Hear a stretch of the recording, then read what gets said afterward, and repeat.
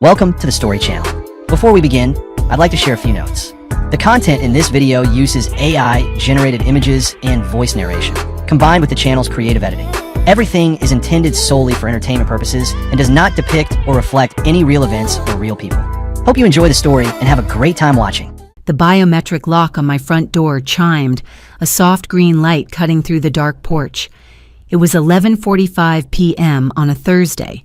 I had just spent 6 days in a windowless Dallas conference center, auditing commercial freight telematics and renegotiating Department of Transportation compliance logs for a regional logistics firm. The freezing November rain was soaking through the shoulders of my wool trench coat. All I wanted was a hot shower, absolute silence, and my own bed. So I dragged my ballistic nylon suitcase into the foyer, locked the deadbolt behind me, and dropped my keys onto the entryway table. The house was exactly as I had left it. The thermostat was set to 62 degrees. The mail was stacked neatly on the kitchen counter. I poured a glass of ice water at the granite island and hit the wall switch for the attached two-car garage.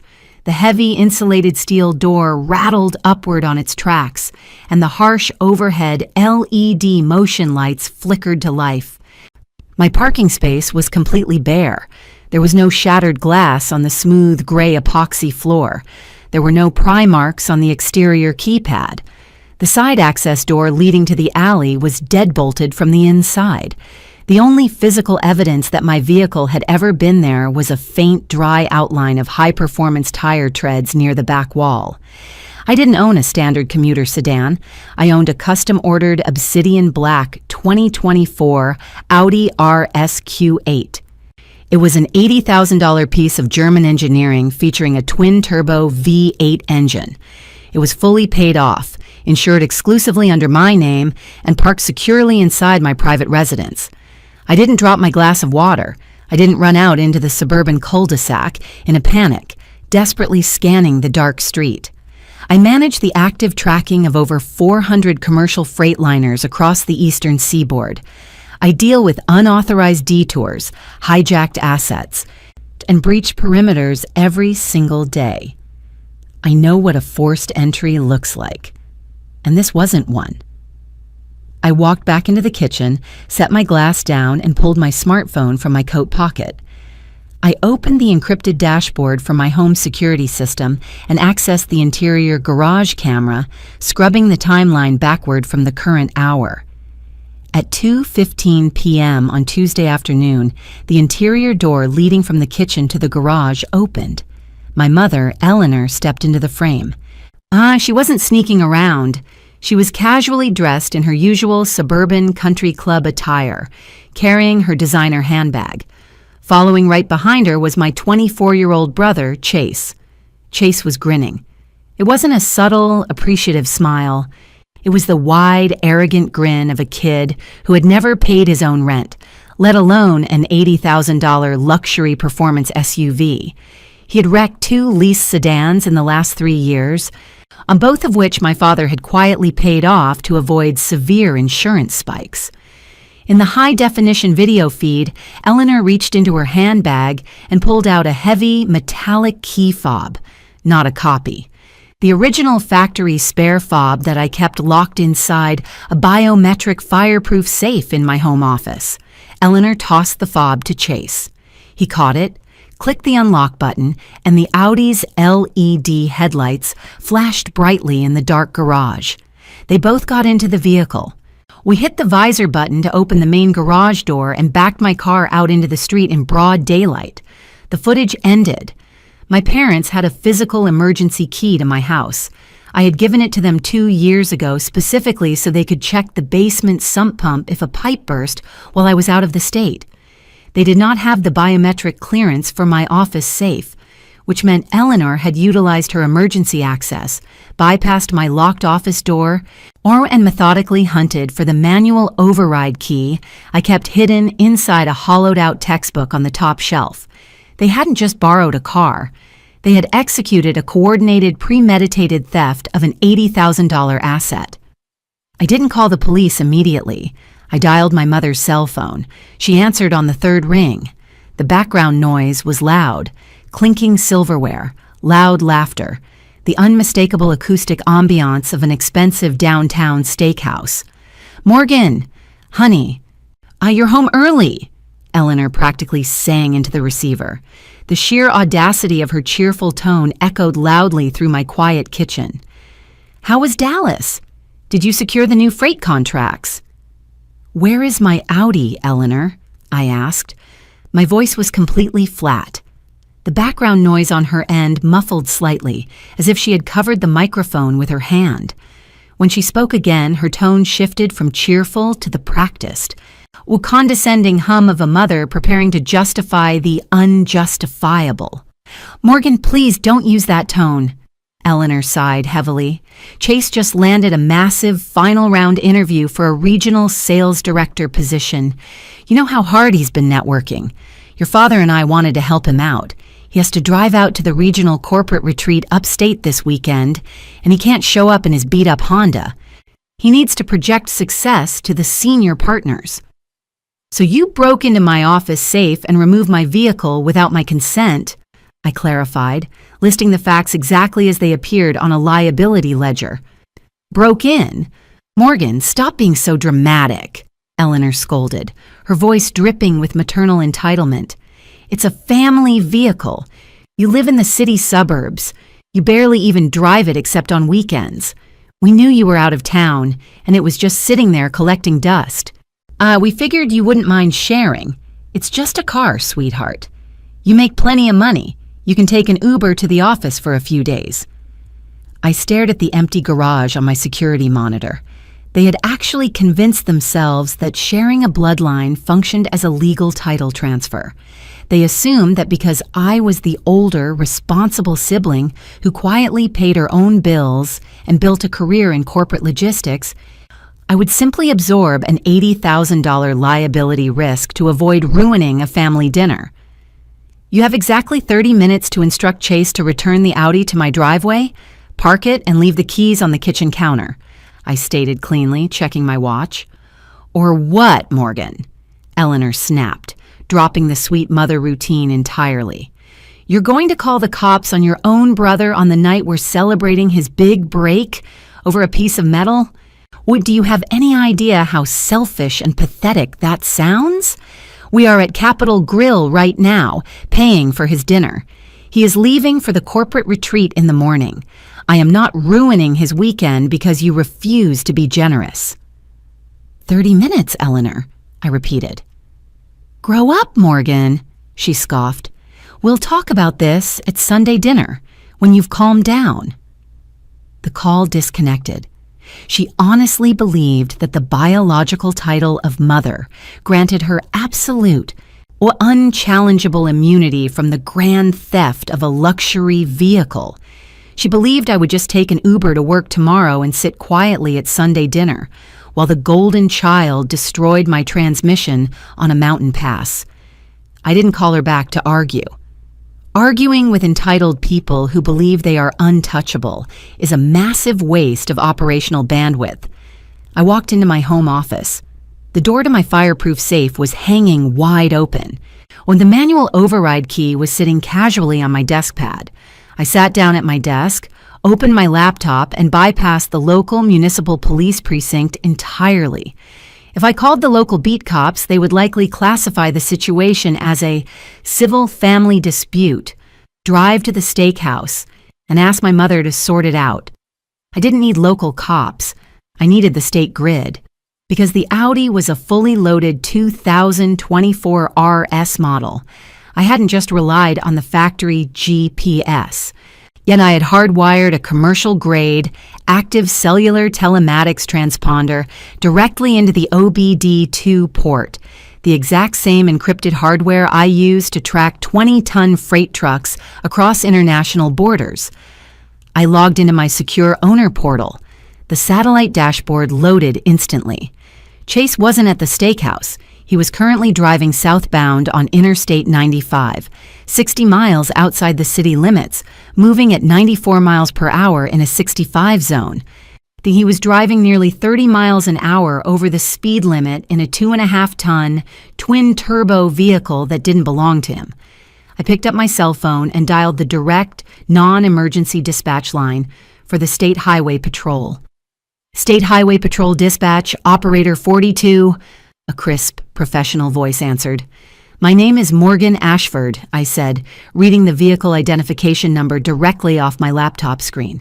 Though I am the sole registered owner of a 2024 Obsidian Black Audi RSQ8. The vehicle was removed from my private residence without my authorization. The spare key fob was obtained via forced entry into a locked residential safe. Are you reporting the vehicle as stolen, ma'am? The dispatcher asked, the tone immediately shifting from standard intake to rapid data entry. Yes, I confirmed, my eyes locked on the pulsating red dot on the satellite map. Though I have the live commercial GPS telematics active on my screen. The vehicle is currently southbound on I-95, passing mile marker 112, traveling at 94 miles per hour. The driver is a 24-year-old male. He does not have my permission to operate the vehicle, and he is not listed on the insurance policy. The rapid clacking of a mechanical keyboard echoed through the receiver as the dispatcher fed the coordinates directly into the state highway grid. We have a lock on the transponder ping, Ms. Ashford, the dispatcher confirmed, her voice tightening with protocol. We are flagging the plate in the National Crime Information Center database now. We have 2 intercept units currently stationed near mile marker 118. Stay on the line. We are initiating a felony traffic stop. Hold the line, Ms. Ashford, the State Highway Patrol dispatcher instructed smoothly. Her voice was cool, mechanical, horny and entirely devoid of the suburban coddling my mother had just attempted to use on me. I could hear the heavy crackle of encrypted police radio traffic bleeding through her headset. Units 4 and 7 have established a visual on the Obsidian Audi RSQ 8 southbound near the exit ramp for State Route 42. Radar confirms the speed at 96 miles per hour in a 65 zone. Does the suspect have a history of violent behavior or known firearms? I sat perfectly still in my home office. My eyes locked on the pulsating red telemetry icon moving steadily across the high-resolution satellite grid on my laptop. The driver is my 24-year-old brother, Chase Ashford, I replied, my voice perfectly level. He is currently unarmed. However, he has an extensive, documented history of severe, reckless driving, multiple at-fault collisions, and profound entitlement. He genuinely believes the vehicle belongs to him because my mother handed him the keys. He will not expect a police intercept. Understood, the dispatcher noted, the rapid clacking of her mechanical keyboard continuing without a pause. The vehicle has been officially flagged as a stolen asset in the National Crime Information Center, the NCIC database, under a priority code. Once an NCIC stolen vehicle alert is transmitted to active highway patrol cruisers, the officers do not execute a standard traffic citation, Miss Ashford. They execute a high-risk felony extraction protocol. Are you prepared to press formal charges when he is placed in custody? Yes, I stated without a single second of hesitation. I am pressing full charges for grand theft auto and the unauthorized use of a commercial motor vehicle. Copy that, initiating the stop. 65 miles south of my quiet suburban driveway, Chase Ashford was living an $80,000 fantasy. The interior cabin of my 2024 Audi RSQ8 was a masterpiece of German engineering, designed entirely around isolating the driver from the brutal reality of the road. The ambient LED lighting glowed softly in a cool, icy blue. The heavy acoustic dual-pane glass absorbed the massive roar of the twin-turbo V8 engine, and the freezing November rain lashing against the windshield, rendering the cabin virtually silent. My brother was cruising in the passing lane of Interstate 95 at a blistering 96 miles per hour, his left hand casually draped over the top of the heated or perforated leather steering wheel. He had the premium Bang & Olufsen 3D sound system turned up to 60%, the heavy bass vibrating the tinted windows. He hadn't waited until the morning to leave for his supposed corporate networking retreat like my mother had claimed. He had left the steakhouse early, taken my car, and was currently driving southbound toward a luxury casino resort across the state line to show off to his fraternity brothers. He was 24 years old, completely unemployed, driving a massive obsidian black machine that smelled like rich, new leather, and he hadn't paid a single cent for any of it. As he crossed the overpass near mile marker 116, his cell phone buzzed loudly in the center console. The digital dashboard flashed an incoming call from Eleanor. Chase reached down, hit the steering wheel button to accept the call, and the music automatically lowered. "Chase, honey, where are you right now?" my mother asked through the Bluetooth speakers. Her voice was uncharacteristically tight, the cheerful steakhouse ambiance completely gone. The loud clinking of expensive silverware had been replaced by the muffled sound of a car engine in the background. She was driving home in a panic. "I'm on the interstate, Mom, just passing exit 42, Chase said, leaning casually back into the bolstered leather seat. "What's up?" Did Dad finish his prime rib?" "Morgan is home from Dallas," Eleanor said sharply, skipping the pleasantries entirely. "She called me 20 minutes ago. She noticed the Audi was missing from her garage. I tried to explain to her that it was a family emergency and that you needed it for the corporate retreat, but she gave me a 30-minute ultimatum to return it." Chase rolled his eyes, resting his elbow on the windowsill. "Are you kidding me? Does she seriously care that much about a piece of metal? Tell her to chill out. I'll bring it back on Sunday night." "I did tell her that, Chase," my mother snapped, her maternal patience wearing thin against the friction of reality. "I hung up on her to teach her a lesson, but she bypassed the local precinct. Your father just checked the doorbell camera at her house through his phone app. There are no local cop cars parked in her cul-de-sac, which means she didn't call the beat cops to complain. She might have actually called the state police." Chase let out a sharp, derisive laugh.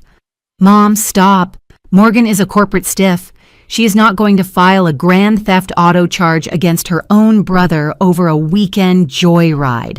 The cops would just laugh at her and tell her it's a civil dispute. You have the spare key. She can't prove I stole it."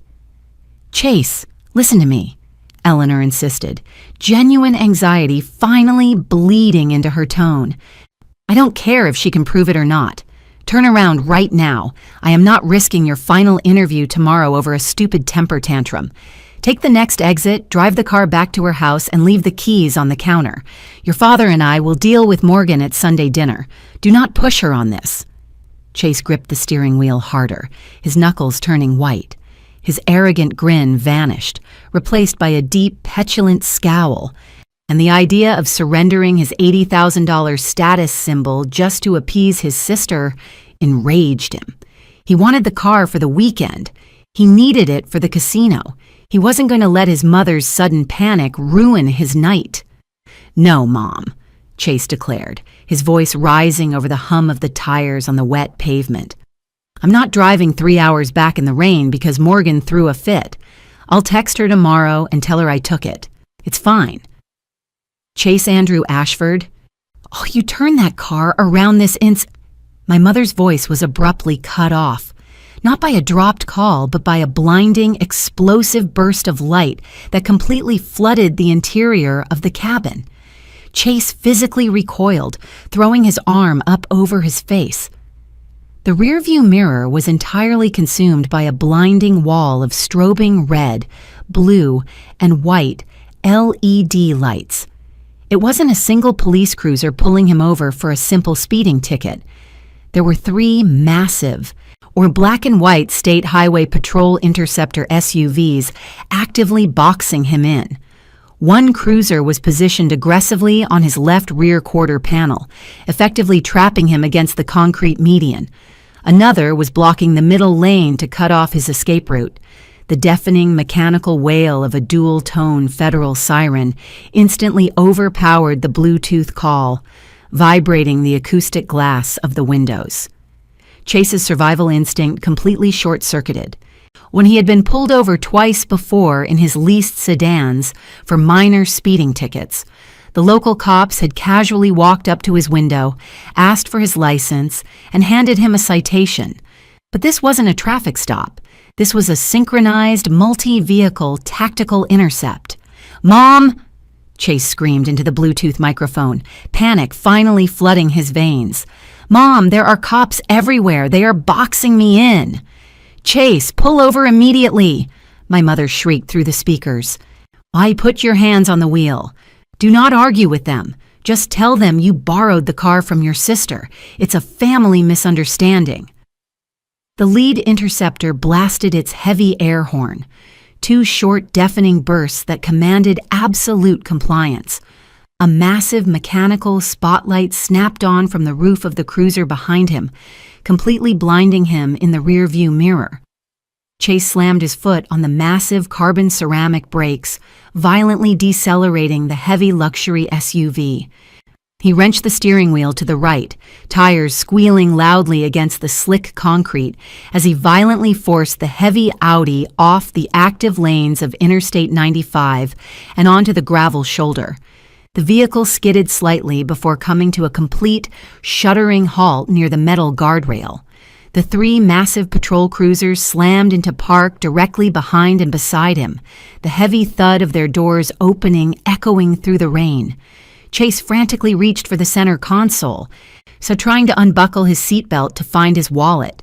He assumed an officer was going to casually walk up to his window and ask for his registration. He assumed he could charm his way out of this with a story about a family emergency. He assumed wrong. The deafening, amplified boom of a police PA system completely shattered the silence of the dark highway, entirely drowning out the heavy rain and the idle of the twin-turbo engine. "Driver of the black Audi!" the amplified voice commanded, echoing loudly off the surrounding trees. "Turn the engine off. Throw the keys out the driver's side window and extend both hands outside the vehicle. Do it now!" Chase froze completely. He dropped his hands into his lap, staring into the driver's side mirror in absolute terror.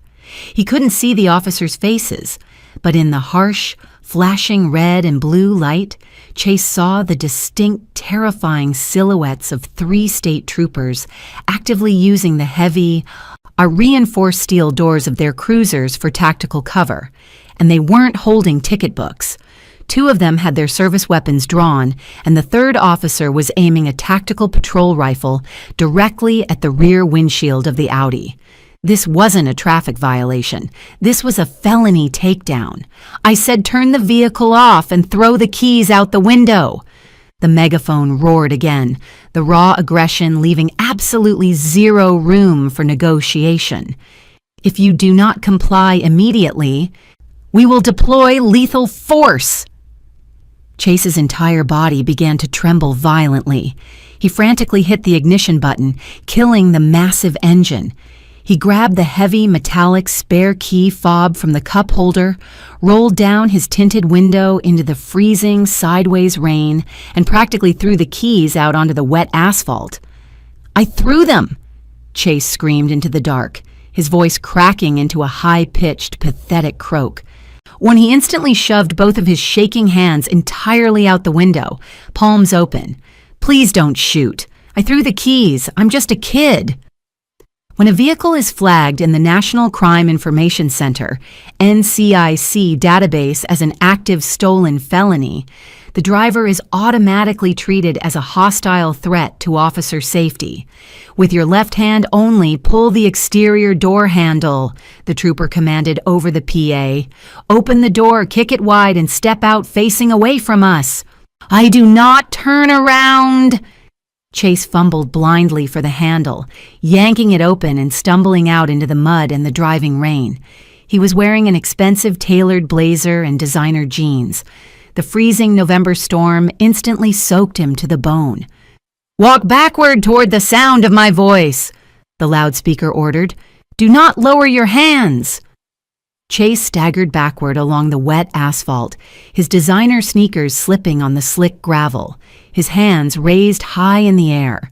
And he was sobbing loudly, the rain completely masking the sound of his terrified, breathless crying.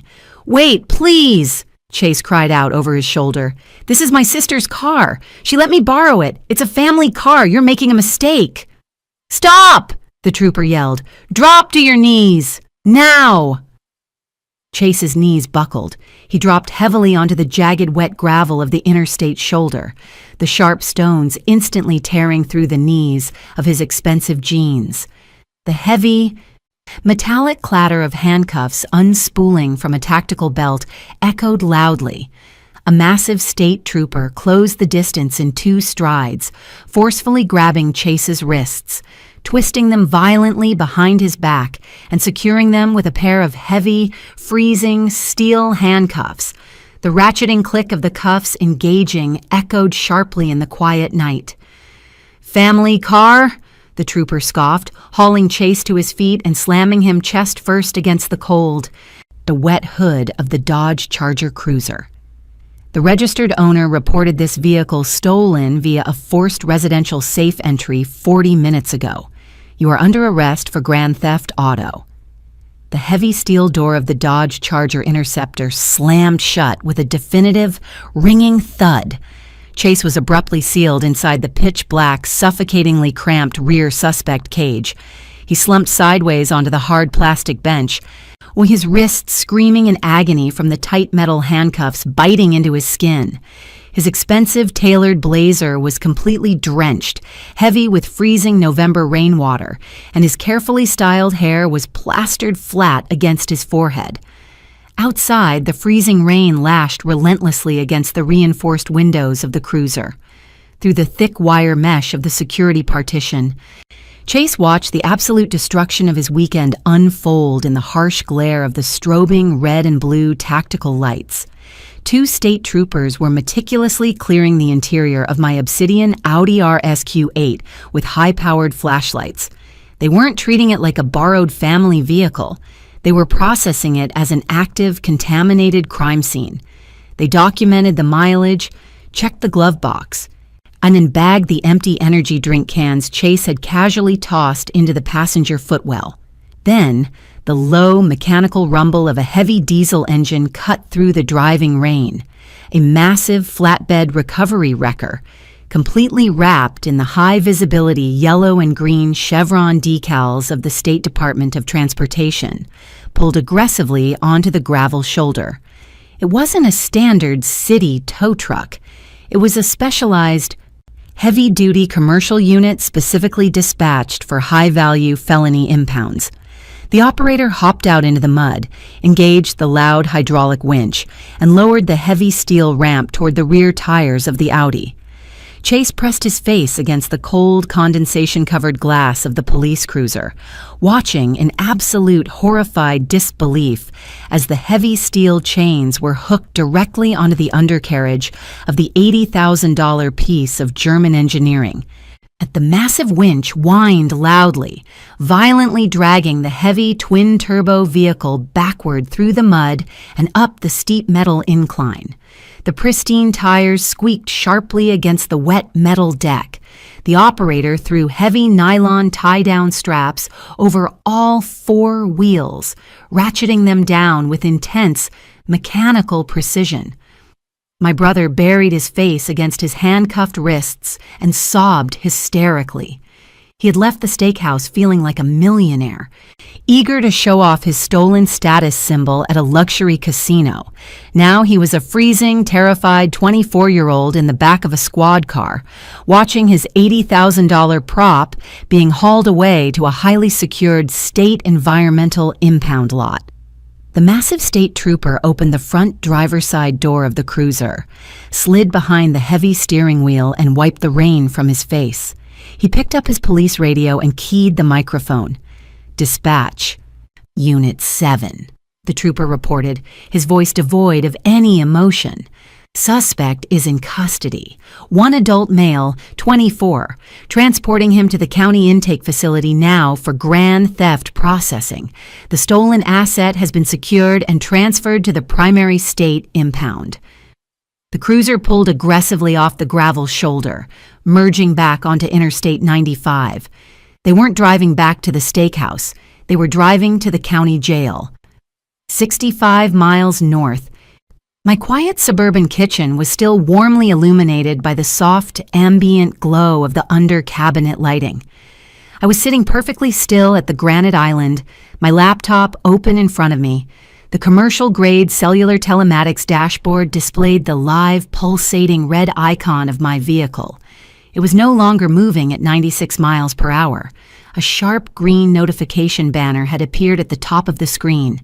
Vehicle ignition terminated, speed 0 miles per hour.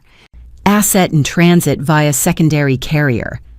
My cell phone, lying face down on the granite counter, abruptly began vibrating violently against the stone surface. The harsh, invasive buzzing shattered the quiet of my house. I checked my watch. It was exactly 1:15 a.m. I didn't immediately answer. I reached over, slowly poured the rest of my ice water down the stainless steel sink, and picked up the phone. The caller ID simply read, Eleanor Mobile. I hit the green accept button and put the phone on speaker, laying it flat next to my laptop keyboard. "Morgan!" my mother shrieked into the microphone. Her voice wasn't condescending or arrogant anymore. It was a high-pitched, raw scream of absolute, unfiltered hysteria that echoed violently off my kitchen cabinets. The background noise on her end was chaotic. Loud traffic, the frantic clicking of her blinker, and the heavy breathing of someone in the midst of a full-blown panic attack. Then she was driving, and she was terrified. "Morgan, what did you do?" Eleanor wailed. Chase's location tracking just went completely dark on my phone. I tried calling him 20 times, and it keeps going straight to voicemail. He called your father 2 minutes ago, screaming about police lights. Tell me you didn't actually call the police. Tell me you didn't arrest your own brother. I called the State Highway Patrol, Eleanor. I replied smoothly, my voice entirely devoid of emotion. I reported a stolen asset, and I provided them with the active commercial GPS coordinates to intercept it safely. He was just pulled over by state troopers on the interstate, my mother screamed, her breathing rapid and shallow, the panic suffocating her words. He was crying so hard he could barely breathe. They pulled him out of the car at gunpoint in the freezing rain. They threw him in handcuffs on the side of the highway. And he was just trying to drive to his networking event.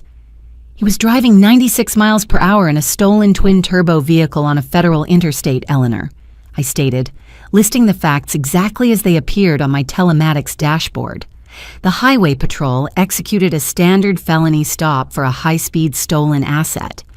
That is exactly what happens when you bypass a biometric safe and hand a violent piece of machinery to an unemployed 24-year-old with a documented history of reckless driving.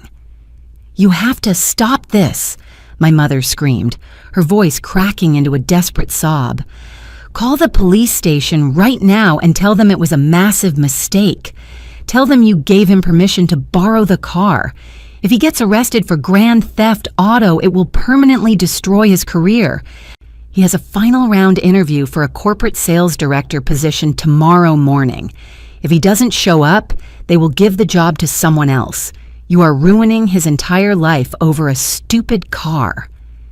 It was the classic toxic playbook of the enabler. She assumed the legal system was a retail store. She assumed that if she just yelled loud enough or cried hard enough, I would simply call the manager of the police department and cancel a felony arrest like a mistaken food order. Yeah, she expected me to perjure myself, commit insurance fraud, and absorb massive liability just to protect her golden child from the consequences of his own arrogance. "I cannot call the police station and tell them it was a mistake, Eleanor," I explained, leaning back in my kitchen chair, "because it wasn't a mistake. And even if I wanted to perjure myself to protect Chase, the situation is completely out of my hands. On the moment the State Highway Patrol logged the vehicle as stolen in the National Crime Information Center database, the incident escalated beyond a simple civil complaint." There was a sharp, terrified silence on the line, the heavy, rhythmic breathing of my mother trying to process the absolute destruction of her golden child's weekend echoed through the speaker. "What do you mean it's out of your hands?" Eleanor whispered, her voice trembling violently. "You are the owner. Why just drop the charges? I am the registered owner, yes, I confirmed calmly, turning my laptop screen slightly to view the automated insurance protocol that had just activated in my inbox. But my commercial fleet underwriter holds the liability policy on that $80,000 asset. When a felony theft report is officially filed and a vehicle is violently extracted on a state highway, the insurance company automatically locks the legal file to prevent insurance fraud. I picked up a pen from the counter and tapped it once against my legal pad. If I suddenly call the state troopers and claim I accidentally reported my own car stolen while my brother was driving it nearly 100 miles per hour across state lines, the Insurance Fraud Division will immediately launch a criminal investigation into me for filing a false police report. I continued, my tone flat and mechanical. I am not risking my spotless record, my corporate logistics career, and 10 years in a federal penitentiary to cover up a felony theft you orchestrated. Morgan, please, Eleanor wailed in the background, entirely abandoning reason. I am driving to the precinct right now. I am going to tell the desk sergeant that this is a massive family misunderstanding. I will tell them I gave him the keys and that you are just being vindictive. I will demand they release him immediately. You cannot buy your way out of a grand theft auto charge, Eleanor, I stated cleanly. I am retaining an elite criminal defense attorney right now. My father's deep, booming voice suddenly cut through the speakerphone. He had clearly snatched the phone from my mother's trembling hands. The patriarch of the family, attempting to reclaim control of the chaos. And when this is over, we are completely cutting you off from this family. Do you hear me? You are dead to us, Morgan. Dead. Understood, I said quietly. I disconnected the call, placed the phone face down on my desk, and closed my laptop. They completely failed to realize that when you steal an actively tracked, highly insured corporate asset, the response isn't an argument at a family dinner table. The response is a badge, a gun, and a set of heavy steel handcuffs. At 8:15 a.m. on Friday morning, now the air inside the front lobby of the State Highway Patrol Regional Precinct smelled overwhelmingly like wet wool, industrial floor wax, and stale, burned coffee. The fluorescent lights overhead buzzed with a low, irritating hum that seemed to vibrate directly into the concrete floor. I didn't rush to the station in a panic. I had slept for exactly 6 hours, taken a hot shower, and dressed in a tailored navy blue blazer over a crisp white blouse. And I sat quietly on a hard plastic bench in the corner of the waiting room, holding a slim manila folder and my encrypted smartphone. I had arrived 30 minutes prior to provide my formal, sworn statement to the primary auto theft detective and sign the release authorization for my impounded vehicle. 30 feet away, standing aggressively at the thick, bulletproof glass of the front dispatch desk, were my parents. Arthur and Eleanor had clearly spent the entire night frantically driving around the county trying to locate their golden child. Arthur's usually immaculate suit was severely wrinkled, his tie loosened, and his face flushed a dark, violent red with exhaustion and suppressed rage. Eleanor looked like she had aged 10 years overnight. Her designer makeup was smeared, her hair disheveled, and she was clutching her expensive leather handbag so tightly her knuckles were completely white. I am demanding to see the shift commander immediately!" Arthur bellowed through the small circular speaker grill in the thick plexiglass. His booming, patriarchal voice echoed loudly across the scuffed linoleum floor. My son, Chase Ashford, was violently removed from his vehicle last night on Interstate 95 by your troopers. He was held at gunpoint in the freezing rain over a massive misunderstanding. He is supposed to be at a corporate interview right now, and you have held him in custody for 9 hours without bail. This is false imprisonment. The desk sergeant, a veteran officer with deep bags under his eyes, didn't flinch at the shouting. He simply clicked his computer mouse, staring blankly at his glowing monitor. "Sir, your son is not being held for a traffic citation," the sergeant stated, his voice a flat mechanical drone of municipal exhaustion. Dunhee was intercepted operating a motor vehicle flagged in the National Crime Information Center as an active, high-priority stolen asset. He is currently in holding cell 3, awaiting transfer to the county courthouse for a felony arraignment on charges of grand theft auto and reckless endangerment. Bail cannot be set until he faces a magistrate. "It wasn't stolen!" Eleanor shrieked, slamming her palm flat against the bulletproof glass. The sudden, a violent smack made a junior officer behind the desk jump slightly. She completely abandoned any pretense of suburban civility. "My daughter, Morgan, is the registered owner of that Audi. She reported it stolen out of pure vindictive spite because we borrowed it while she was out of town. It's a family car. We have the keys. Look at her sitting right there. She's the one who lied to you." Eleanor whipped around, pointing a trembling finger directly at me across the lobby. "Morgan, I get up here right now and tell this officer the truth," Eleanor commanded, her voice cracking into a high-pitched, desperate sob. "Tell him you gave Chase the keys. Tell him you made a mistake. If you don't drop these charges this exact second, I swear to God, we will disown you completely. Chase is losing his entire career because of your temper tantrum." I didn't flinch. I didn't stand up. I simply looked at her, my expression entirely devoid of emotion. "I didn't make a mistake.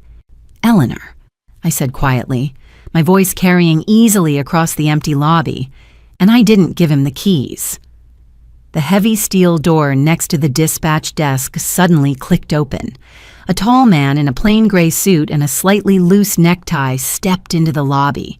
He carried a heavy black tactical clipboard and a steaming styrofoam cup of coffee. He was Detective Miller, the lead investigator assigned to the Auto Theft Task Force. Then I had spoken to him on the phone at 3 a.m. when the troopers officially processed the Audi into the impound lot. "Mr. and Mrs. Ashford," Detective Miller said, taking a slow sip of his coffee. He didn't look angry. He just looked incredibly tired of dealing with entitled people. "I am Detective Miller.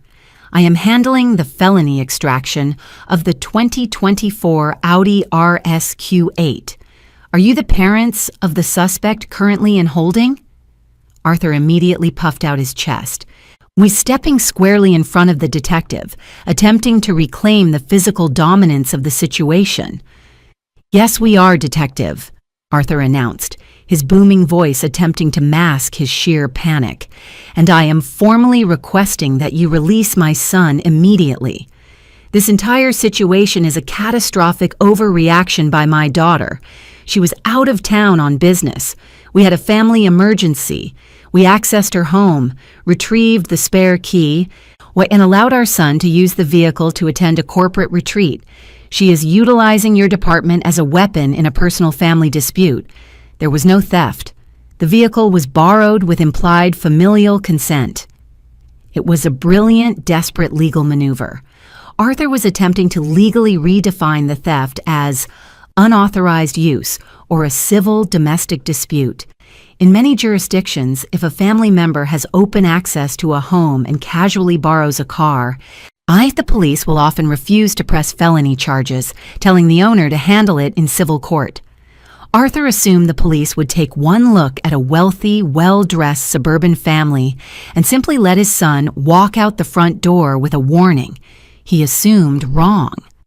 "Implied familial consent," Detective Miller repeated slowly, his tone completely flat. He looked down at his clipboard, then looked directly at my mother. "Mrs. Ashford, did your daughter explicitly give you permission to enter her home and remove the spare key fob for the $80,000 vehicle?" Eleanor instantly saw an opening.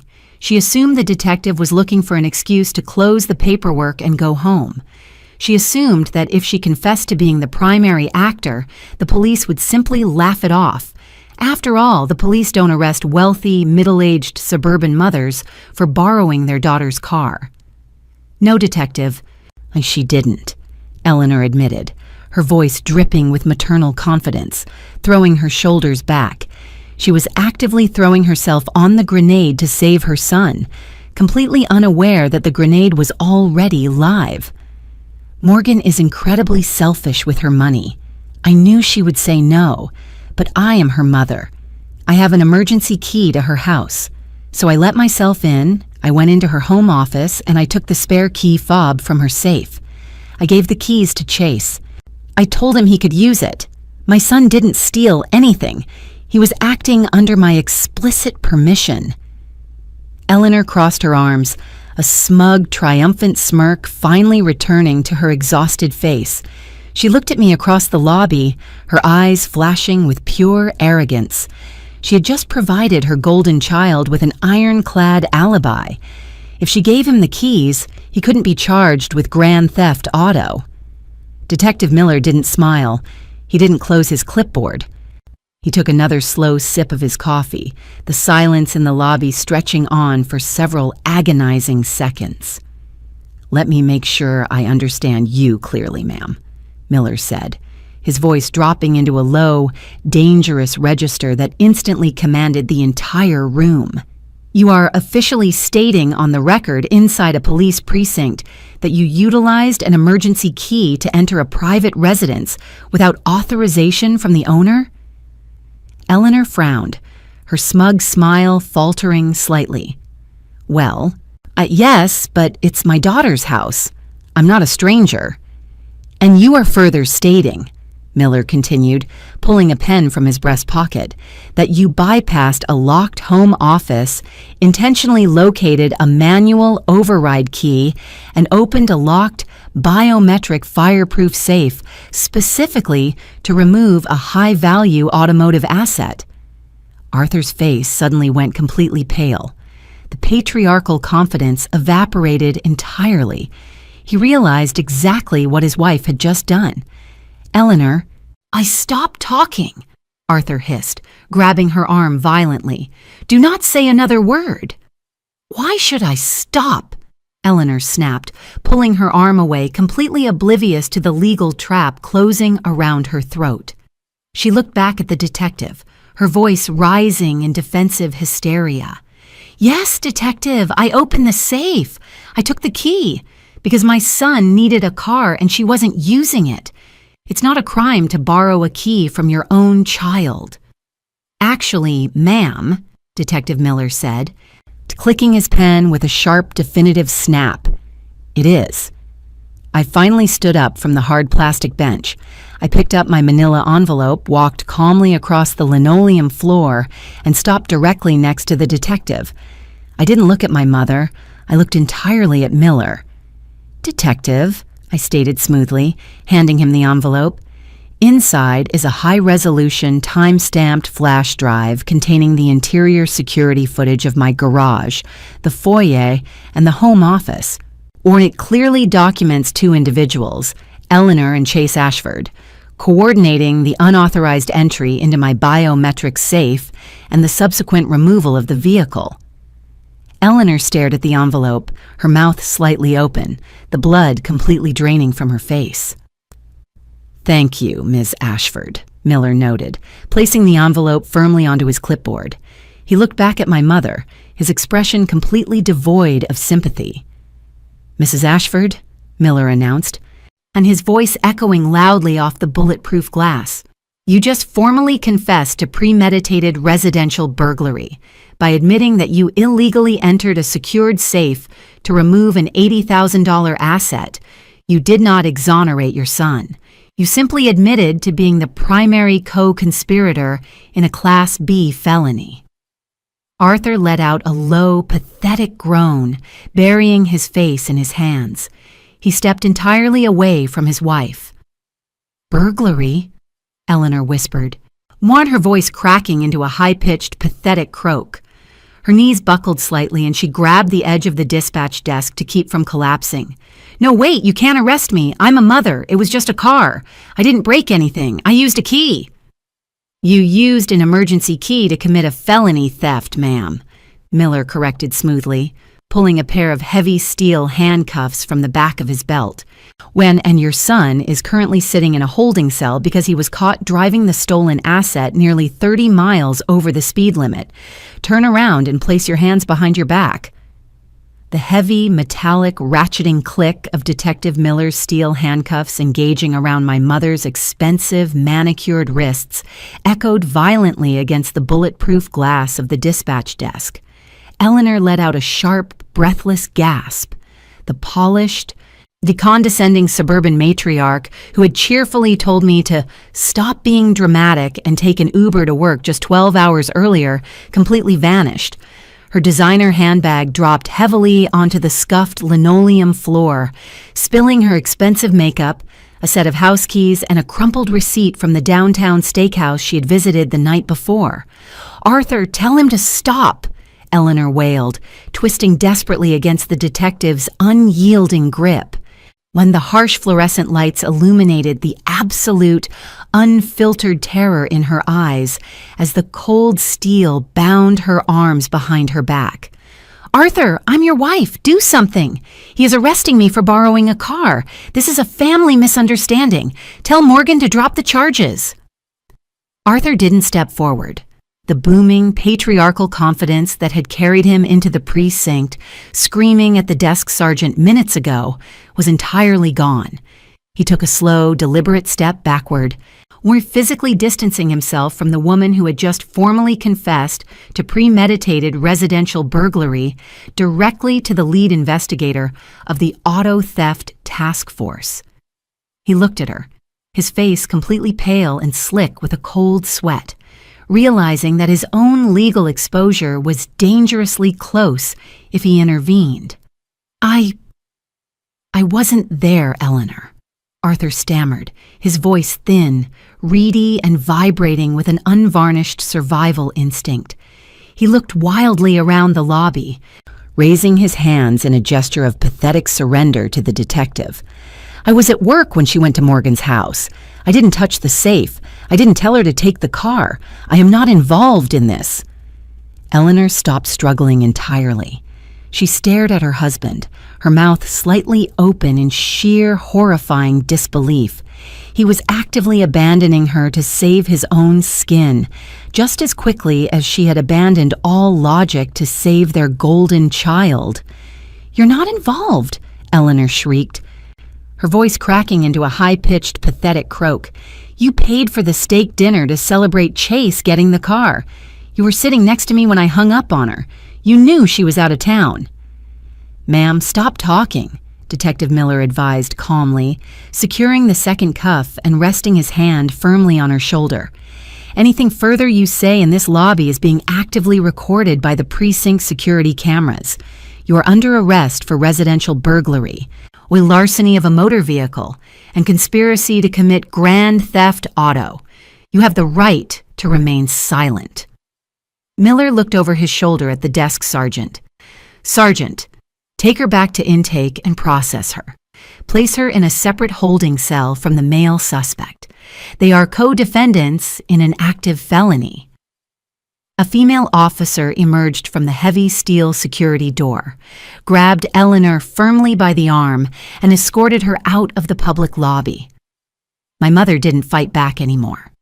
She just sobbed uncontrollably, her expensive shoes dragging across the floor as the heavy door slammed shut behind her, sealing her inside the massive county jail system. Arthur stood frozen in the center of the lobby, completely alone. His son was locked in holding cell 3 for grand theft auto, and his wife had just been arrested for breaking and entering. He slowly turned his head and looked at me. The arrogant, booming father who had threatened to cut me off from the family the night before was completely broken. "Morgan, please," Arthur whispered, his voice trembling violently. "They are your family. Your mother is 62 years old. She can't go to jail. Chase is going to lose his final round interview this afternoon. If you don't call the district attorney and fix this, they are going to go to federal prison. Please, I will buy you a new car. I will pay you whatever you want. Oh, just tell them it was a mistake." I didn't smile. I simply adjusted the strap of my leather laptop bag on my shoulder and looked at him with absolute technical indifference. "I cannot fix it, Arthur," I stated cleanly, checking my watch, because my commercial fleet underwriter already locked the liability policy when the State Highway Patrol initiated the felony stop. And if I attempt to recant a sworn statement involving an $80,000 asset after my mother just confessed to burglary on a police camera, I will be indicted for insurance fraud. I picked up my manila folder and turned toward the precinct dispatch desk to sign my release forms. "You don't need to cut me off from the family," I noted quietly over my shoulder, "because I just cut the family off from my assets." I slid my driver's license under the bulletproof glass, signed the heavy stack of impound release paperwork, and walked out the double doors into the freezing November morning without looking back. Over the next 6 months, the state legal system executed a masterclass in bureaucratic destruction. Because Eleanor had formally confessed to the residential burglary on camera inside a police precinct, the district attorney refused to offer a quiet, suburban plea deal for a family dispute. She was formally indicted on multiple felony counts of breaking and entering and grand larceny. Chase was indicted for receiving stolen property, reckless endangerment, and felony evasion for operating an $80,000 stolen vehicle nearly 30 miles over the speed limit across state lines. While Arthur was forced to completely liquidate his pristine retirement stock portfolio just to post their massive combined bail bonds and retain an elite criminal defense attorney, the exorbitant legal fees completely drained the family's savings. Chase entirely missed his final round interview for the regional sales director position while sitting in the county holding cell. When the corporate hiring manager ran a standard background check and discovered a pending felony grand theft auto charge, they immediately rescinded his candidacy and blacklisted him from the industry. The golden child went from a 24-year-old expecting to drive an $80,000 luxury SUV to a terrified defendant facing years in state prison, forced to take a minimum wage retail job just to pay his court-mandated restitution fees. Eleanor's pristine suburban reputation was completely obliterated. Her country club revoked her membership the exact morning her mugshot was published in the local county arrest log. My commercial insurance policy covered the heavy-duty towing and impound fees for the Audi. The State Highway Patrol released my vehicle back to me 48 hours later, completely unharmed. I hired a specialized security firm to upgrade the biometric locks on all the exterior doors of my house, permanently revoked my parents' emergency access codes, and filed a permanent restraining order against my entire family, which a judge granted without a second of hesitation. They thought they could use a family title to steal a massive, highly insured corporate asset. They thought I would simply panic, absorb the liability, and take an Uber to work to protect my brother's weekend joyride. They completely forgot that a commercial logistics director doesn't argue with car thieves. I just tracked the telemetry, called the Highway Patrol, and let the state handle the rest. If your entitled family broke into your home safe, stole your $80,000 luxury vehicle, and laughed at you when you demanded it back, would you have tracked the car and called the Highway Patrol? Or would you have just let them borrow it to keep the family peace? Tell me your thoughts in the comments below. If you enjoyed this story of absolute satellite-tracked justice, leave a like, subscribe to the channel, and turn on notifications. See you in the next video.